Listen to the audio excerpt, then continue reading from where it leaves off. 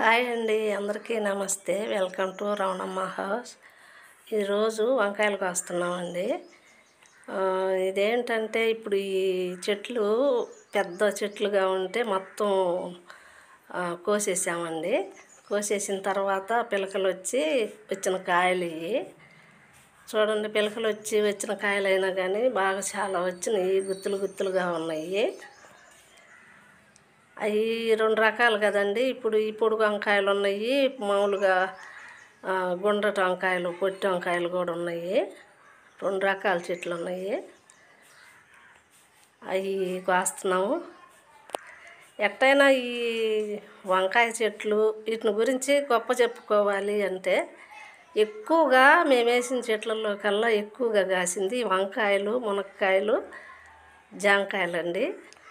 బాగా అసలుకి ఎక్కువ కాపు వచ్చేది ఈ మూడు వస్తాయి.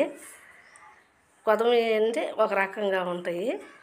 అసలు ఇవి అయితే వంకాయలు అయితే అంత ఫస్ట్ నుంచి మీరు చూస్తున్నారు కదా, గుత్తులు గుత్తులుగా ఉంటాయి. ఒక గుత్తుకు వచ్చి 5-6 కాయలు, 7-8 కాయలు కూడా ఉంటాయండి. మా బుడ్డోడు చూడండి కాయ కోస్తున్నాడు. ప్రతి దానికి ఆడికి ఈడు వస్తుంటాడండి. ఇదివరకు వాళ్ళ అన్న వచ్చేవాడు, ఇప్పుడేమో ఇంక ఈయన వస్తున్నాడు. వీడికి ఎందుకండి, ఆగబోయి పడబోను, రాబోను, లేవబోను, తెచ్చి బుట్టలో వేస్తున్నాడు. అన్ని పనులు చేయాలంటాడండి వీడు కూడా వాళ్ళ అన్నలాగే. ఇప్పుడు ఈయన కూడా తయారయ్యాడు తోటలోకి రావటానికి. ఇక మునక్కాయలు కూడా అయిపోయినాయండి. పప్పులోకి 4 కాయలు కోసుకుంటున్నాను. ఈ మునక్కాయ చెట్టు మీరు చూశారు కదా అంతకుముందు ఎలా ఉండేదో. ఇప్పుడు అన్నీ అయిపోయినాయండి. అయిపోయి కొద్దిగా ఉన్నాయి. ఏడన్నా ఒక కాయ ఉంది. ఇదిగో ఇది తీసుకెళ్తున్నాము.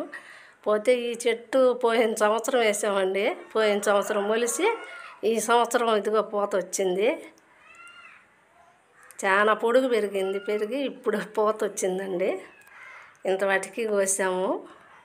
క్యాలీఫ్లవరు, మునక్కాయలు 4, టమాటాలు 4, వంకాయలు ఇంత వాటికి కోసామండి ఈరోజు.